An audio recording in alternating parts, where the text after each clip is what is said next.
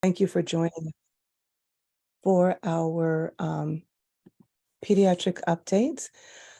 Today, I'm very happy to introduce to our speaker, Dr. Hilary Marusak, who is in the department, an assistant professor in the Department of Psychiatry and Behavioral Neuroscience at Wayne State University School of Medicine. Dr. Marusak received her undergraduate degree at Kalamazoo College and did her graduate work here at Wayne State University. She currently directs the Trauma History Investigation of Neurodevelopment in Kids, or THINK, I love that acronym, lab, at Wayne State. And she's researching there the neurodevelopmental mechanisms leading to anxiety and fear based disorders in children and adolescents. She's also researching the impact of cannabis and cannabinoids on brain development and behavior.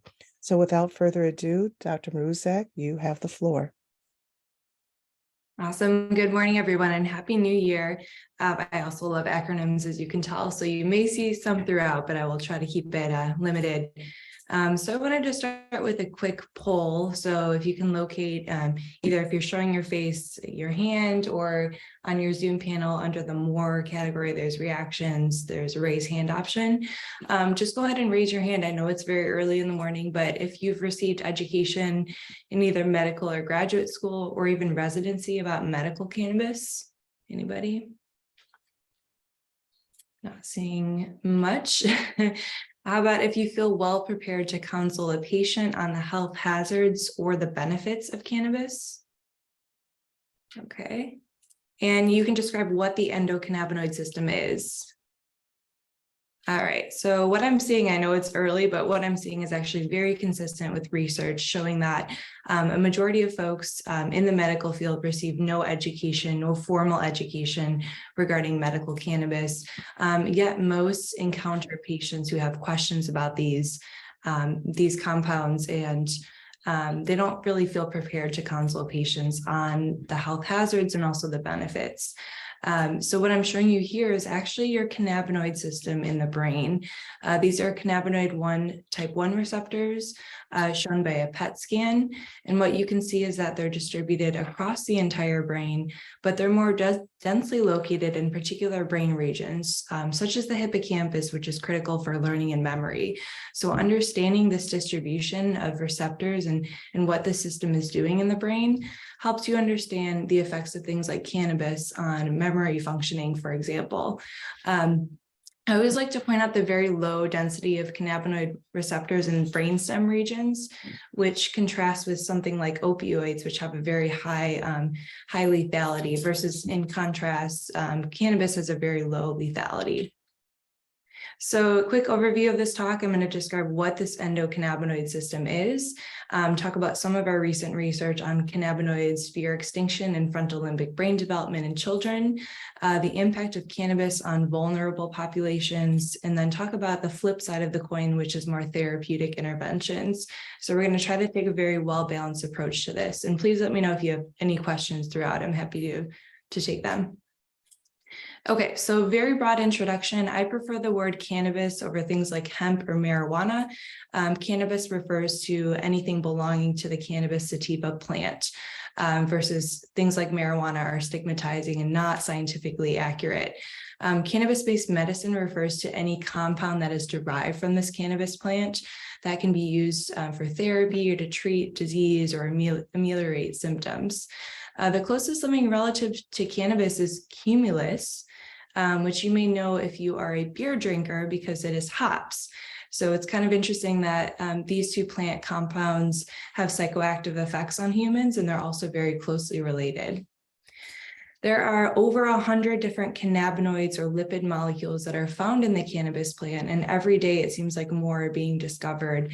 This is a very active area of study, is what are these plant-derived compounds and how do they have effects on human biology? But of course, the most common and well-described are THC and CBD.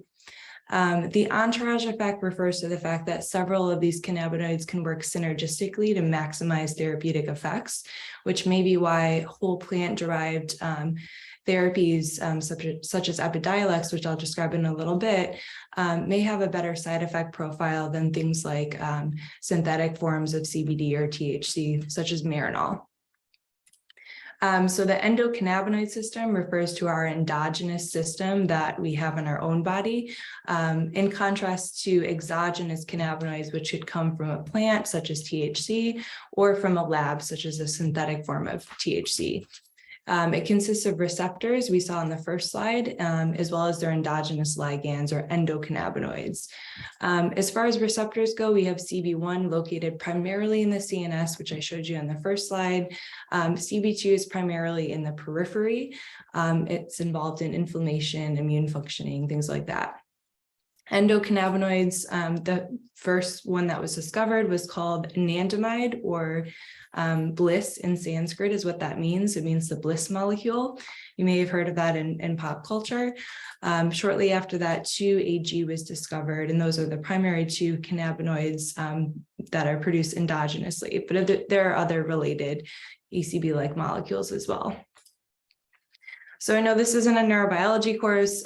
You guys are clinicians for the most part, but I think this is a really fascinating system to just provide a very quick overview of how this works, because it's very unique in terms of neurobiology.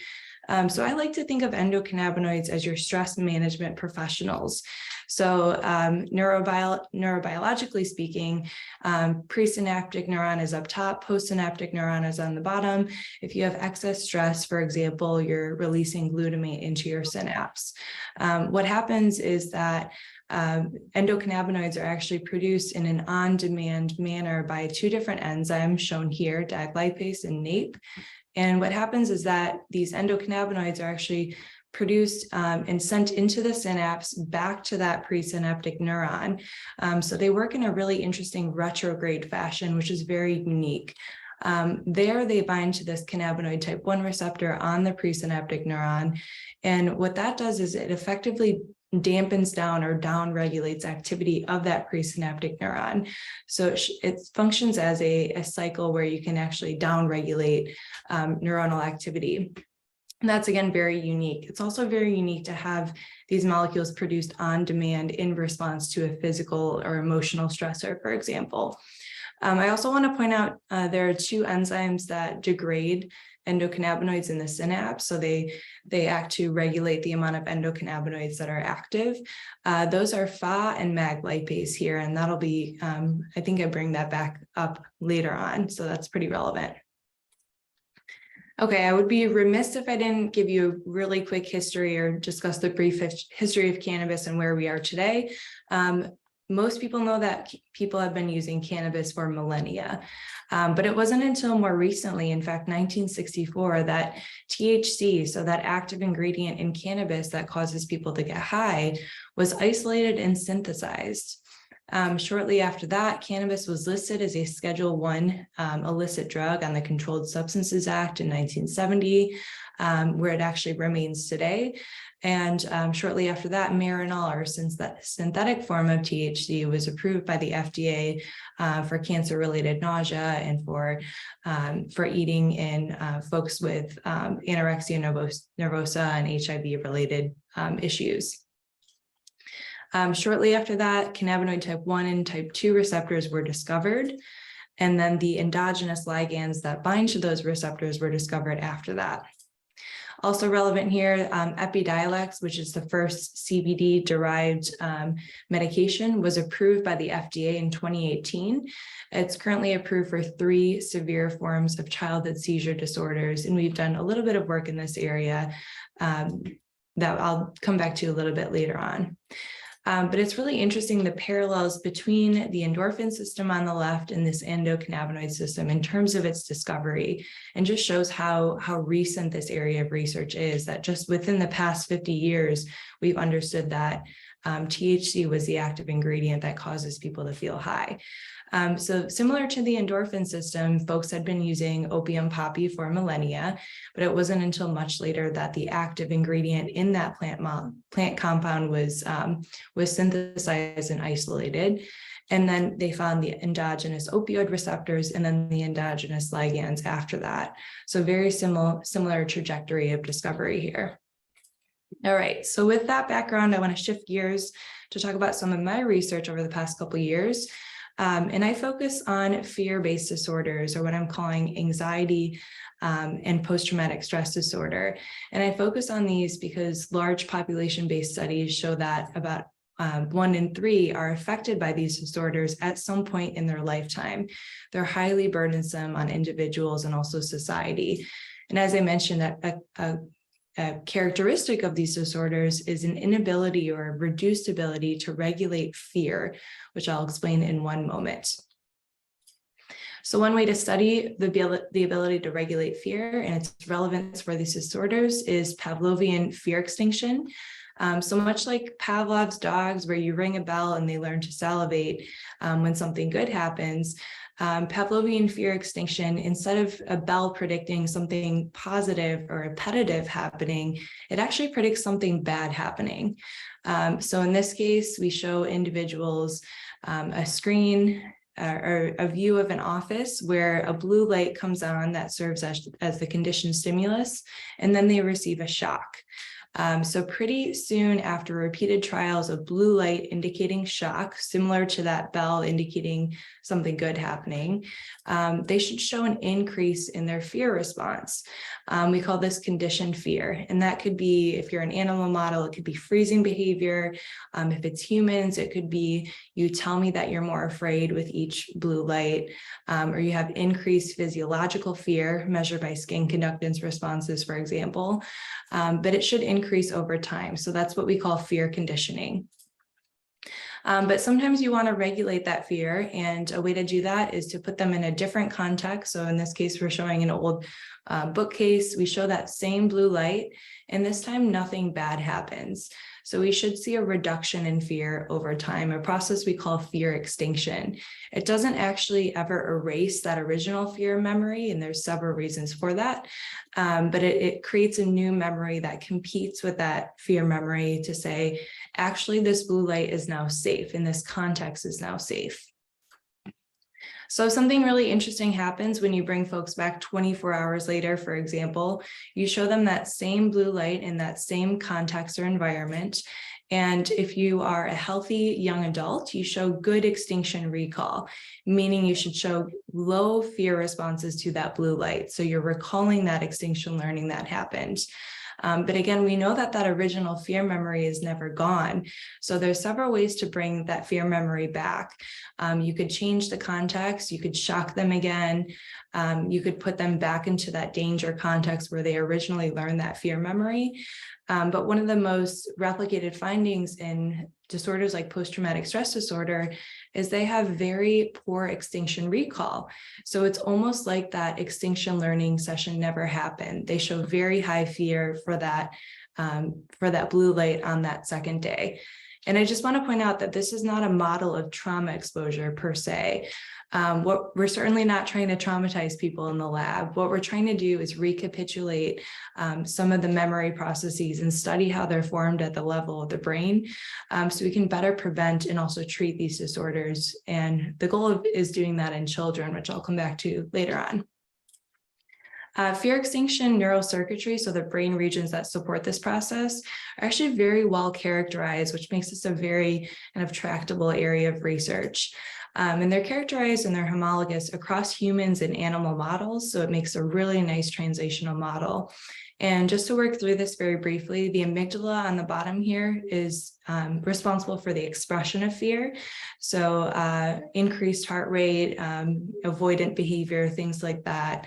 The hippocampus contextually limits that fear, meaning telling the amygdala that this is a safe context. I do not need to show that fear response. So effectively putting a brake on.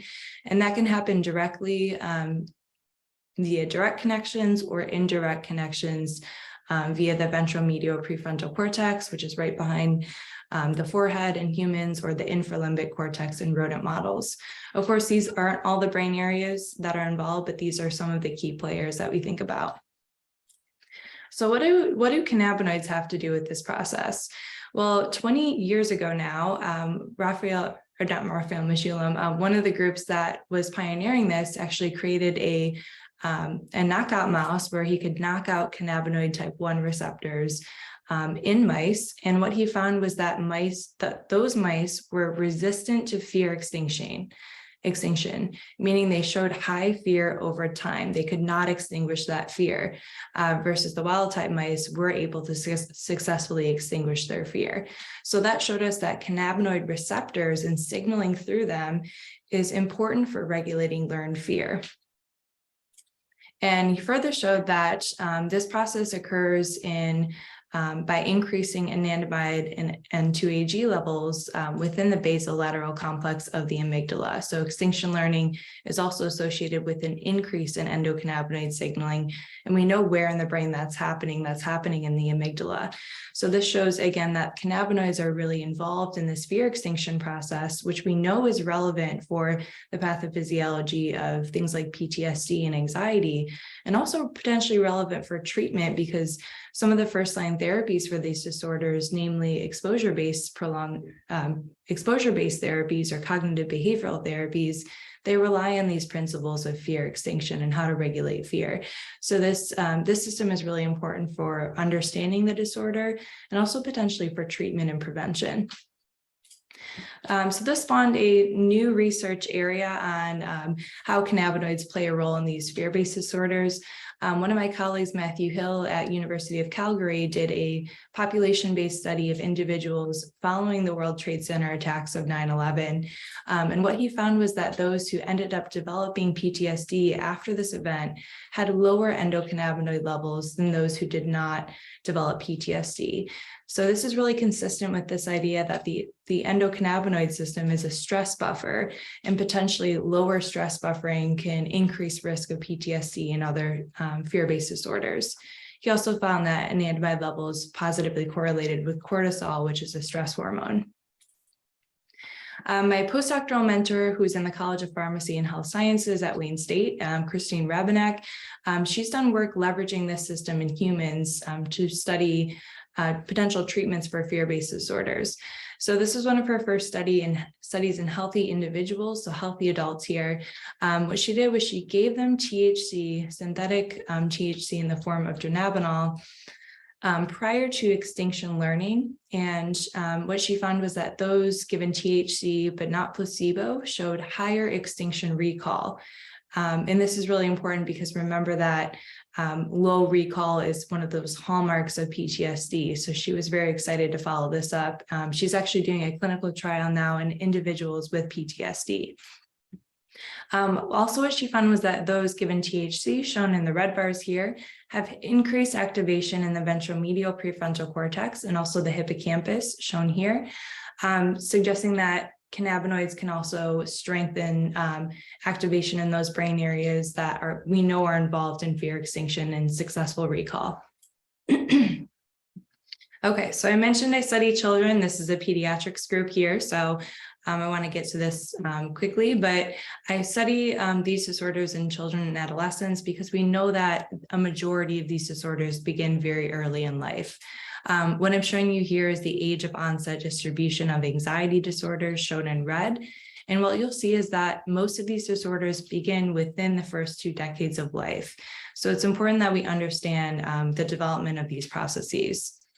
And working in Detroit, inevitably, I would say most of my participants have experienced trauma exposure, which we know is one of the strongest risk factors for these fear-based disorders.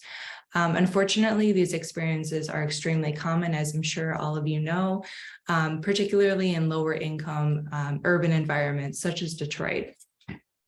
This is one national survey study showing that almost half of youth growing up in lower income environments have witnessed violence before their 18th birthday.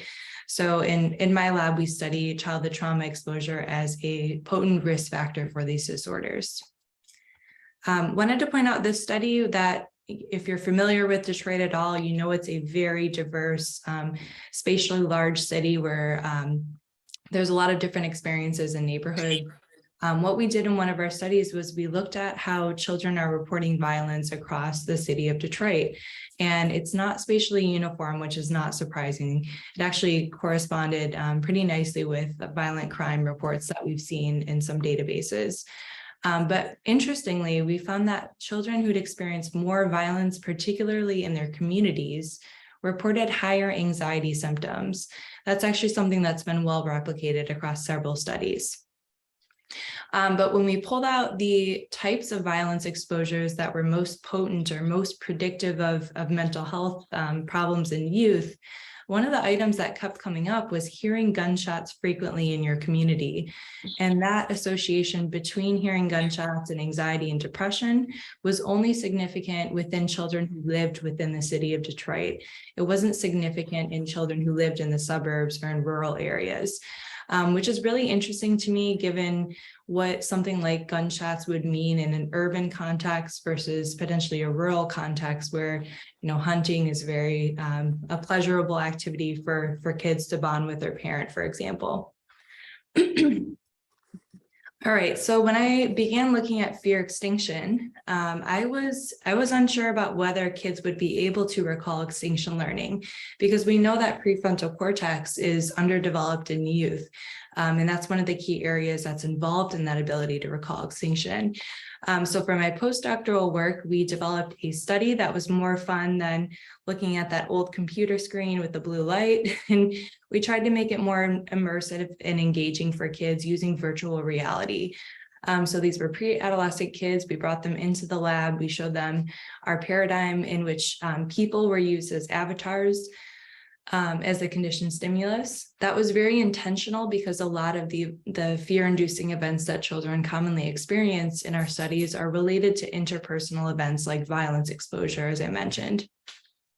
Excuse me. So in this paradigm, they're able to navigate around a virtual environment with a joystick to make it more game-like. And we're also measuring physiological responses like skin conductance and also pulse rate in the non-dominant hand here. Okay, so how this works is that we bring them in for conditioning very similar to the prior study. They're shown an avatar, which is paired with a shock. I'm just kidding, I do not shock children. It's a white noise burst, so it's a loud like noise. Pretty soon they learn that avatar is conditioning, is associated with something negative or aversive happening. After that, we do extinction learning, where we put them in a new context, show them that same avatar, nothing bad happens. 24 hours later, we bring them back, show them that same environment, that same avatar, no white noise burst happens. And that happens during fMRI scanning because we're really interested to see if that prefrontal cortex. After clinic, I'm doing some student advising sessions. Oh, I think someone is off mute. All right. So what we found was that pre-adolescent children show good extinction learning. So their skin conductance responses, that autonomic measure, comes down over time. But 24 hours later, there is a significant increase suggesting they show poor extinction recall. So it's almost like, again, that prior extinction learning session did not happen. Another interesting aspect of this paradigm is that because they're able to move around with that joystick, we're actually able to look at behavior, which is not something we typically capture in this type of paradigm, but behavior is really central to things like anxiety, where folks tend to avoid anxiety-inducing stimuli or triggers. And what we found was that children are avoiding that cue on that second day. So they're keeping more distance from that virtual avatar, suggesting again that they're showing poor extinction recall. They're showing heightened physiological responses, as well as an avoidant behavior. At the level of the brain, we saw activation of the hippocampus and the insula, which is a region involved in fear expression. But we did not see engagement of that prefrontal cortex, which again fits with the notion that that process and the prefrontal cortex are still underdeveloped pre-puberty. So one of the other things we looked at was, could we see early signatures of trauma exposure at this young age? And the answer was yes. At the level of the brain, children who experienced trauma exposure, shown in green, showed increased activation of the dorsal anterior cingulate cortex, as well as the anterior insula, which are two areas involved in the expression of fear. Trauma-exposed children also showed an avoidant behavioral pattern, so they kept more distance from that condition cue as compared to control youth. So now we've seen that pre-adolescent children show poor extinction learning. We see early poor extinction recall, and we see early signatures of trauma exposure. But we know healthy young adults are able to extinguish and to recall that extinction learning. So when during development does that process happen? When does that prefrontal cortex come online? So that's the question that I'm actually currently asking with my K award, which is ongoing, where we're looking at what endocannabinoids are doing during this process and how extinction learning is coming online across adolescents, so 10 to 17 years old. And we're not actually sure what endocannabinoids are doing during development. This is data, or these are data from a rodent study where it shows a really interesting pattern of increased endocannabinoid signaling in early adolescence that sharply peaks and then declines into young adulthood, which is really interesting because the average age of anxiety or onset of anxiety disorders coincides with that sharp decline in endocannabinoid signaling. So potentially there are differences in this cannabinoid signaling during development that makes some children more at risk than others. And our setup is a little bit more advanced since the last time you saw it. So we've got an Oculus for virtual reality. Again, we're measuring skin conductances as well. And then we're using MRI scanning to look at all phases of the task and what the brain is doing. I'm really excited to share with you some initial data we've collected from this study. So pre-adolescents, as you saw, show very poor extinction recall. So this is the extinction recall index, higher numbers or better recall. Healthy young adults show pretty good extinction recall in our Detroit sample. And middle adolescents look like they have the ability to recall, but it's not fully developed yet. So it's established, but not yet fully mature. So that's by age 14 as we're starting to see some of these processes come online. And at the same time, adolescents who are 14 and older show increased activation in the ventromedial prefrontal cortex and the hippocampus as compared to younger youth. So now we're starting to see these areas come online. Again, this is very preliminary, so take this with a grain of salt. But we're also, again, interested in how the endocannabinoid system interacts with this development. So we were able to get some pilot funding from OVPR and the lipidomic score to look at some of our endocannabinoid samples. And very interestingly, youth with higher endocannabinoid levels at resting showed better extinction recall. So now we're starting to see that endocannabinoids play a role potentially in this development. And also higher endocannabinoid levels are associated with increased engagement of the hippocampus. Just want to point out my excellent postdoc, Clara Zendel, who's been leading this study, particularly the neuroimaging components of it. So we're really excited to follow up on these data and see if this holds up when we complete data collection. And also this really points out potential areas for intervention. So if we know that we can boost endocannabinoid levels with either a behavioral or a pharmacological approach in children, well, maybe we can increase their ability to recall extinction learning and retain between session gains when they do cognitive behavioral therapy, or even prevent them from developing one of these disorders in the first place.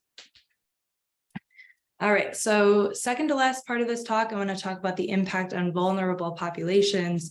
And I think we've all noticed the increased wave of legalization of cannabis and the increased potency over the past couple of decades, which has amplified concerns on some developing vulnerable populations. This is a meta-analysis of change in THC concentrations in smoked cannabis over the past couple of decades. It's several studies across the globe. And what you can see is that there's an upward trend where cannabis is becoming more potent. So it has higher THC concentrations over time. This ends in 2015. So I think you could extrapolate, down to 2023 where we are today. A lot of dispensaries have cannabis that is over 30% potency. So it has really increased over time and the market is really driving that higher. And I always laugh when I think about this because my mom is always like, people are smoking cannabis that, wasn't like back in my day. And there's actually data to support that it is actually getting a lot more potent. One of the populations that we are concerned a lot about are adolescents. So these are data from Monitoring the Future study where they're looking at rates of cannabis use and also risk among high school age students. And actually during COVID, which is this bar here, use actually went down slightly. And this was kind of interesting because a lot of folks had predicted the opposite, that kids may be home from school, they may be using more. But actually it potentially went down, which may be due to increased parental supervision. It's kind of unclear, but I expect that that will bounce back in 2022, 2023. But most concerning to me is over on the right here is perceptions of risk. So teens are perceiving less and less risk in using cannabis. And that is concerning because of the data showing that, a lot of these students are using cannabis in the past year, and there are data linked to increased risk of later psychopathology of adolescent onset use.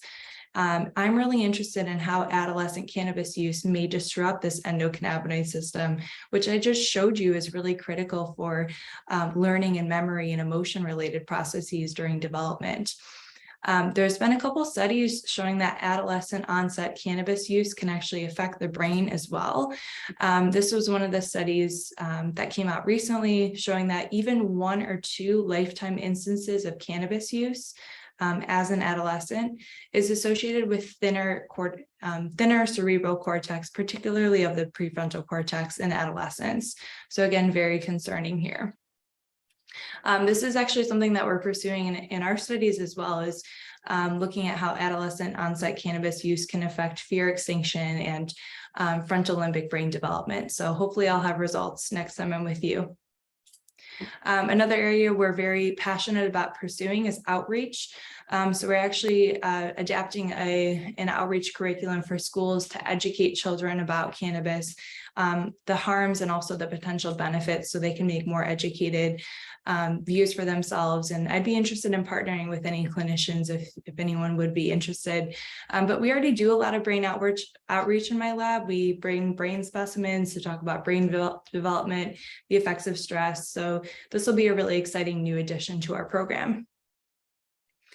Okay, another population we care a lot about is cannabis use during pregnancy.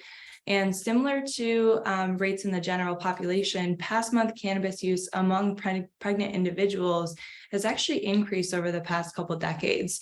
And these are data from California, where obviously self-report lags below toxicology reports, which is really consistent with all substance use research. But nonetheless, the trend is going upwards, where more pregnant people are using cannabis over time. Many may not know that they are pregnant. They may stop using when they become pregnant. They may use it to combat morning sickness, other pregnancy-related symptoms, nausea, stress. Actually, there's a study showing that some dispensaries actually advertise to pregnant people that cannabis can help them with their morning sickness symptoms. So this is a really big issue. And similar to adults, a majority perceive little to no harm in using cannabis during pregnancy. And I'm sure a lot of you see this in your patients as well. They think it's a green, it's an all natural substance. It's probably fine for my fetus, but yeah, the data suggests otherwise. There is certainly less data than with adolescent onset cannabis use, but what we know about prenatal cannabis exposure suggests it has negative effects on offspring. So some of the most consistent findings are lower birth weight, poorer cognitive performance in offspring, smaller brain size, increased child symptoms of psychopathology, and a lot of these newer results are coming from the Adolescent Brain Cognitive Development, or ABCD study, which is the largest study of brain development currently. It's over 10,000 kids in the US across 22 different sites who are doing brain imaging, cognitive assessments, substance use assessments, from ages 9 all the way up to young adulthood. That study is currently ongoing, but it's providing really interesting insights into how cannabis exposure and other substances can have lasting effects on offspring. And during COVID, we were not able to collect our own data. So we were actually fortunate enough to access this ABCD data set, which is available to registered users. And what we are focused on is understanding the impact of prenatal cannabis exposure on neurodevelopment in a more nuanced way than just smaller intracranial volume. So we focused on development of the salience network, which is a core neurocognitive network that's involved in attention and focus, and then frontal limbic white matter pathways, which connect the prefrontal cortex to limbic regions like the hypothalamus and the hippocampus. This work was led by one of my medical students, as well as my research assistant, Mohammed Faraj and Julia Avansky. And in this sample of over 10,000 kids, 4% of their caregivers reported using cannabis before they knew they were pregnant. And then 1% kept using after they found out that they were pregnant. So again, this is probably an underrepresentation of what actually happened. And again, this was 9 or 10 years ago, but our results may actually be stronger than if this is an underrepresentation. So Mohammed is really interested in looking at the salience network, which is critical during development, and it orchestrates connectivity and interactions between different brain networks, including the default mode and the executive control network. It also undergoes dramatic development across childhood and adolescence. What he found was that those who had been prenatally exposed to cannabis showed lower connectivity or lower interaction between the salience network and the ventral attention network. So both attentional networks seem to have lower communication. You can kind of interpret that as if you were exposed to cannabis in utero. And interestingly enough, that was specific to exposure before knowledge of pregnancy, not after knowledge of pregnancy. So this was a really rough estimate of fetal age. Most moms in the study reported finding out they were pregnant at about 8 weeks, but of course there was a lot of variability there. So it kind of makes sense based on what the time course is of key salience network regions like the insula, which is established very early during gestation. Interestingly, Mohammed found that those who had psychotic-like experiences actually mediated the association between prenatal cannabis exposure and resting state connectivity of these brain areas. And the reverse was also true, so that brain connectivity mediated the association between prenatal cannabis and psychotic-like experiences. This was a cross-sectional study, so take that with a grain of salt. But it is interesting that we're seeing that the brain is interacting with these behavioral outcomes in children, and potentially a psychosis risk factor, which is really interesting given prior data suggesting that prenatal cannabis can actually predispose individuals to psychosis later in life. This is also really interesting given that the schizophrenia literature is really focused on this disconnectivity hypothesis around the salience network, which suggests that the inability to filter internal and external stimuli can actually contribute to psychosis by kind of tipping the balance between different brain networks, those that are involved in external thought and attentional control versus those that are involved in internal thought. So potentially contributing to positive symptoms of psychosis like hallucinations and things like that. So that'll be a really interesting hypothesis to follow up as we get longitudinal data from this sample. Julia was interested in, again, white matter pathways that connect prefrontal cortex to limbic regions. So these are a couple pathways up here. And what she found was that prenatal cannabis exposure was associated with lower fractional anisotropy, or FA, in several white matter pathways shown here. FA is a measure of white matter integrity. You can think of it as how well connected these different tracks are. And one of the most robust findings, if you control for things like alcohol and tobacco exposure in utero, was this right fornix. And this is really interesting because the fornix is one of the earliest developing structures in the brain. It's really involved in emotional memory and learning, and potentially contributing to some of those negative effects of prenatal cannabis that other folks are reporting. And again, this effect was specific to prenatal cannabis before knowledge of pregnancy. So just pointing out that that it's very important for folks who are trying to conceive to not use cannabis, because there's something potentially very vulnerable about that early developmental stage that could have lasting effects on offspring.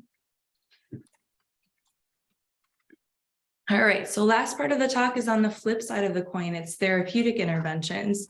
And I wanted to start with CBD because CBD is everywhere. It seems like it's even in toilet paper now. It's crazy, all the different CBD products that are out there.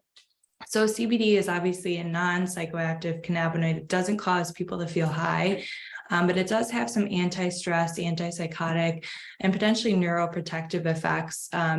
It doesn't bind directly to that CB1 receptor like THC does, but it actually may antagonize that receptor in the presence of THC. So again, back to that idea that many of these cannabinoids may actually work together synergistically. There may be evidence that it interacts with things like the serotonin system, but how it interacts with that system still remains unclear. There is initial evidence that it may actually increase endocannabinoid levels by reducing action of Pha, which again is that enzyme that reduces endocannabinoids in the synapse. So by blocking Pha, you've got increased endocannabinoid levels. So I was really interested in CBD to see if it does actually have anti-stress effects, anti-anxiety effects, and does it actually modify this endocannabinoid system? Because to date, most of the studies have been done on acute administration and preclinical studies. There are very few studies in humans. So we partnered with Amy Luat, who is a pediatric neurologist at Children's Hospital of Michigan, and she's been using Epidiolex, which is an FDA-approved CBD medication since 2018 for hundreds of her patients with great success. And we developed a study, a prospective observational study where we follow her patients as they newly started on CBD. And we were interested in looking at things like seizure frequency, anxiety, and also how it affects the endocannabinoid system. So this study is still ongoing, but I'm excited to share with you some preliminary data. So 7 out of 9 patients who completed this study reported reduced seizure frequency from baseline to the end of the study.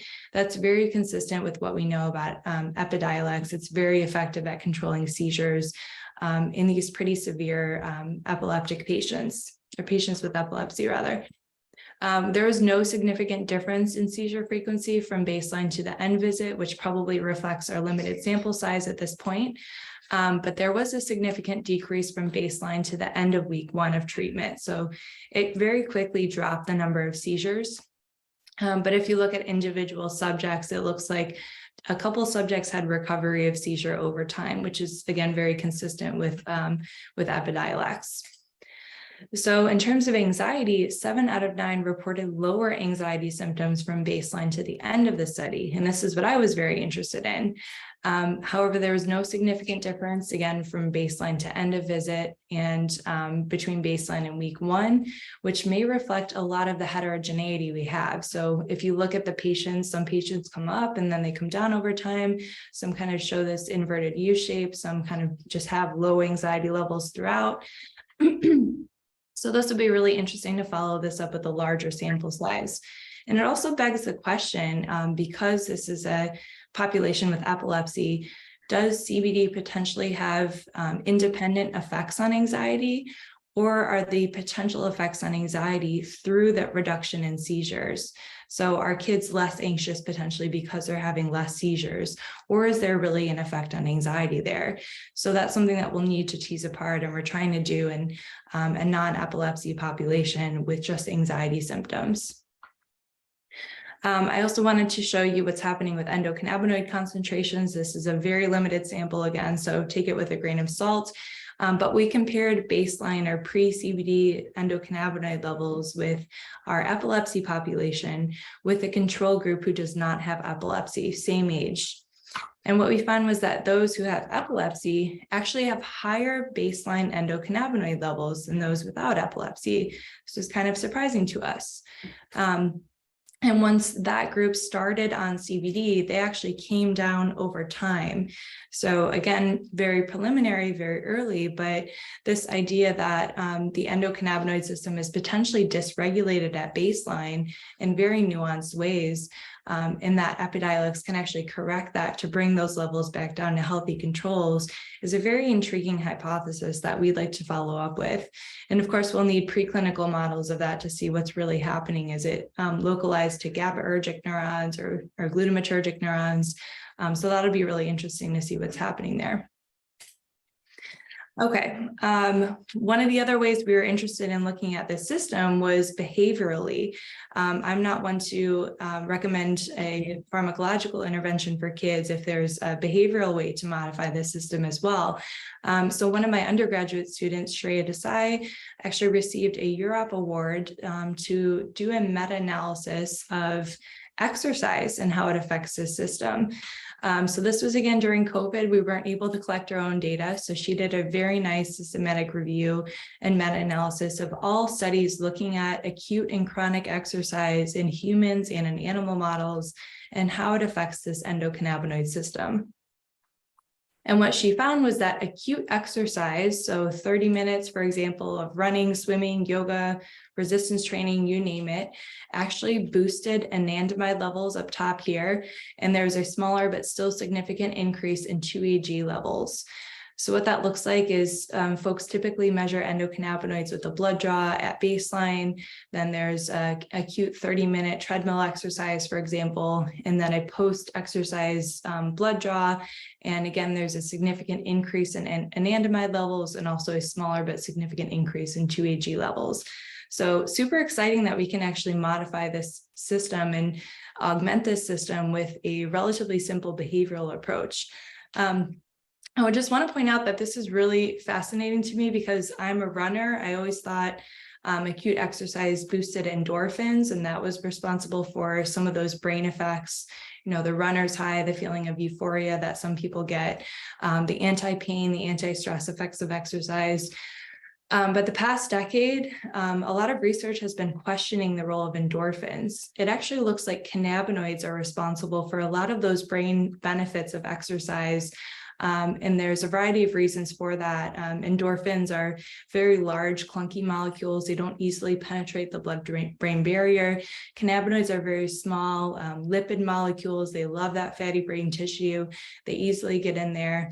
There's been studies where you actually block the cannabinoid receptors during exercise and you don't get the runner's high, versus if you do the same thing with naloxone, for example, on the opioid system, you still get that runner's high effect. So really fascinating to me. It also looks like there may be some intensity effects. So moderate intensity exercise was better than low intensity exercise. So getting the heart rate up to 50 to 70 age-adjusted maxed heart rate seems to be better than like going for a brisk walk, for example. And then there wasn't any effects of modality. So it didn't look like running was better than biking or cycling rather, or anything like that. There weren't effects of chronic exercise programs, probably because they were so diverse in terms of the modality and the length. But that'll be interesting to see if how this system is affected by chronic exercise programs. But one of the other limitations we found of these studies is that none of these studies had been done in developing populations. And I showed you earlier that this system undergoes dramatic development across childhood and adolescence. So we can't easily extrapolate what's been done in adult studies down to children. So I partnered with Jane Barcelona, who's in the College of Education here, to do the first, to our knowledge, randomized behavioral controlled trial of acute exercise and its effects on endocannabinoids in children. So how this looks very briefly is we randomize children to either one of three conditions: a moderate intensity 30-minute treadmill exercise, a lighter intensity stretching exercise, or a seated meditation, because there's interesting evidence suggesting that meditation may actually have similar effects. We measured endocannabinoids pre and post that session, as well as cognitive and mood assessments before and after. And again, some preliminary data, the study is still ongoing, but any exercise group was associated with an increase in positive affect and a decrease in negative affect. It was also associated with a reduction in anxiety scores. There wasn't actually a difference between any of the groups in terms of these anxiety and mood effects here, which is kind of interesting, but again, probably related to the small sample size. So we'll see if any condition effects emerge later on. In terms of endocannabinoids, we were able to get a couple of samples analyzed just for some preliminary data, but what we found was that 2 children who were randomized to that moderate intensity treadmill group showed an increase in their anandamide levels from pre to post exercise.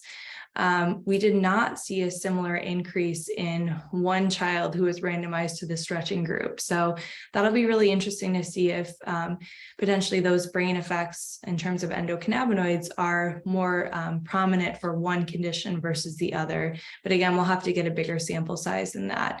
And this is really important because physical activity interventions are commonly used in school settings and other pediatric populations. So it'll be interesting and important to understand which types of exercise, the duration, the modality, the intensity, will get kind of the most bang for the buck for children. And that'll really help to guide those interventions more effectively. Okay, so I have a couple minutes. I just want to talk very briefly about psychiatric disorders more broadly. So what is the evidence for cannabinoids in treating various psychiatric conditions? And a recent systematic review and meta-analysis showed us that there's actually very scarce evidence that these compounds have any efficacy in treating a variety of these disorders. There's low quality evidence that pharmaceutical THC can lead to small improvements in anxiety symptoms, but there wasn't enough data on THC or CBD or cannabis alone. And if you go to clinicaltrials.gov today, there are so many studies looking at different compounds, and a lot of those are still underway. So I think in the next couple of years, we'll start to see some of these more rigorous trials and their results to paint a better picture. So if you get asked about this from patients, I'm not a clinician, but I would just recommend saying, hold tight. We don't know yet for sure if it's helpful for things like OCD and Tourette syndrome. There are studies that are looking at different ways to modulate this ECB system. A FA inhibitor is a very prominent one that you'll see a lot, where it's a medication that actually blocks that action of FA, which is one of the enzymes, again, that breaks down endocannabinoids. So you're actually able to boost endogenous cannabinoids yourself. And that's alone or in conjunction with things like exposure-based therapy. And really the goal there is to maintain between session gains and exposure therapy and potentially expedite that process. Cannabis use for PTSD is a pretty hot topic. A lot of veterans self-report using THC and cannabis to help manage symptoms of PTSD. But there's only been a couple studies looking at that idea. The first one was by Von Miller et al. In 2020. And what he did was he followed veterans with PTSD who had a medical cannabis card versus not. And he found that those who had the medical cannabis card, shown in this bottom line here, actually showed greater reductions in PTSD symptoms over time. So consistent with that idea that cannabis may actually help modulate those PTSD symptoms. But of course, that was an observational study. So he followed it up with a randomized double-blind placebo-controlled trial of 3 different concentrations of smoked cannabis and 1 active placebo that smelled exactly like that cannabis plant. What he found was basically a huge placebo effect, which is very consistent with smoked studies, in that the active concentrations of cannabis did not outcompete that placebo study. There are a variety of limitations to that study, including a relatively short treatment period, a smaller sample size. So that's obviously a starting place for more research to be done. And our group is actually awarded some grants from the state of Michigan's Cannabis Regulatory Agency to do a couple of randomized large-scale clinical trials on exactly this question of whether cannabis use can be used to help veterans with PTSD and also help with suicidal thoughts and behaviors, which we know are very prominent in this population. So my colleague, Eric Woodcock, and I are in charge of the imaging part of that study, which I'm very excited about. So we will be doing brain imaging before and after a 12-week randomized controlled trial of different strains of cannabis for veterans with PTSD. We're doing functional neuroimaging to look at connectivity of those different brain networks. Eric will be doing PET imaging to look at neuroinflammation, which can contribute to suicidal thoughts, behaviors, PTSD, and also maybe a mechanism by which cannabis can help to alleviate those symptoms. So I just wanted to put a plug in here if anyone knows anyone who's a veteran who wants to get paid to help with this study. That, you know, our website is up here, warriorcare.net. I'm happy to answer questions about that as well. And I just want to thank you all for your time. I'm happy to answer any questions. I see at least Thank one. you very much, Dr. Marusak. Yes. Are there any questions? Laura, Hi, did this you have is, your hand? Yep. yeah. Hi, this is Laura Benjamin. I'm an adolescent medicine physician with Wayne Pediatrics, and I would definitely love to talk to you at some point about potential collaboration. Thank you so much for the really excellent talk. I really appreciate it. I have two questions. One, some of the changes that we're seeing in the infants with prenatal exposure. Is there any evidence to suggest that some of those changes might be reversible through things like meditation or exercise? And then my second question is, we've heard a lot of reports about chronic cannabis use and increasing the risk for psychotic episodes in adolescents as well, or young adulthood. And I wonder if you could talk about that as well. Yeah, thank you so much. I'd love to chat with you a little bit more offline about potential collaborations. So for your first question of whether some of those effects of prenatal cannabis on offspring are reversible, I think the jury is still out. So a lot of the work that's being done, for example, in my lab, is really characterizing effects on the brain, which don't necessarily mean that, you know, if you see changes in the brain, someone's going to develop psychosis or a behavioral issue. So it could potentially mean that they're more at risk, but it doesn't necessarily have that one-to-one relationship. So I think we're still in that stage where we're understanding those effects and those behavioral issues. I don't know of any studies looking at that exact question of whether those are reversible or not, but I think that's one of the benefits of looking at children is their brains are so malleable that we do have that ability to use behavioral interventions and things like that. So that's a really great question. I'd be interested in talking more. Your second question was about the link between adolescent onset cannabis use and psychosis development. Is that correct? Yeah, so I think as far as I can tell, that relationship exists, but I think it's a lot of folks see it as like any stressor could really precipitate that event if you are predisposed. So I think, you know, cannabis can be a potential stressor like that. And as I showed you, that endocannabinoid system is really critical for brain development. And it's also implicated in psychosis. I didn't even talk much about that literature. So it does make sense to me that it could change that system in a way that could predispose someone or have that episode come out earlier. Thank you. Thank you so much. Hi, Great. Hilary. Oh, go ahead. Sorry. Hi, Hilary. It's Sharon Marshall. Hi. Hi, nice to see Nice you. seeing you. My question was similar to Laura's. Over the last 20 plus years, I've had about 5 patients develop acute psychosis where they had to be hospitalized. You know, they said after chronic use, so chronic daily use, it varied from a couple of months. Really only one of them had a family history of bipolar disorder, but no schizophrenia. And the literature says, you know, if you are at genetic risk for other psychotic disorders, this may lower the threshold for that. Is there any evidence of this, or is this something people are looking at? Yeah, you know, that's a really great question. And I think your observations are really consistent with a lot of other clinicians. I am not, that's not my area of expertise, so I'm not going to claim to know all the answers, but I think you're spot on that any family history can kind of precipitate that. I don't think it necessarily has to be schizophrenia per se.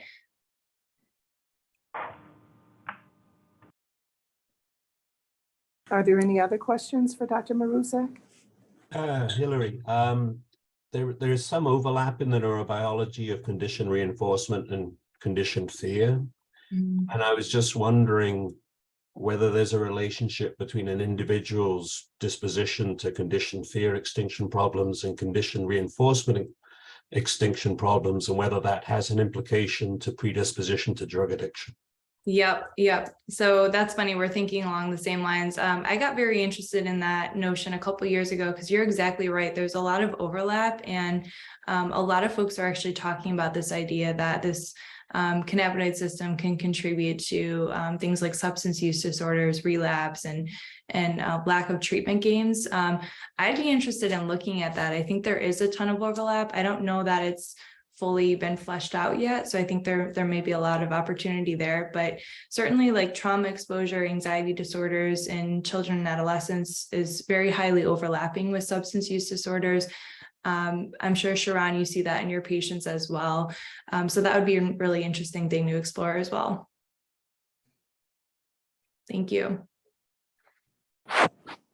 Any other questions for Dr. Marusak? And if not, thank you so much. This was very informative. As you can see from the questions and the response, everybody was really engaged and excited about your talk. And hopefully we can have you come back again. Thank you, everybody. Thank And yes, take care. I'm going to drop my email if anyone wants to follow up via email. Thank you so much. Take care. Bye-bye. Thank you.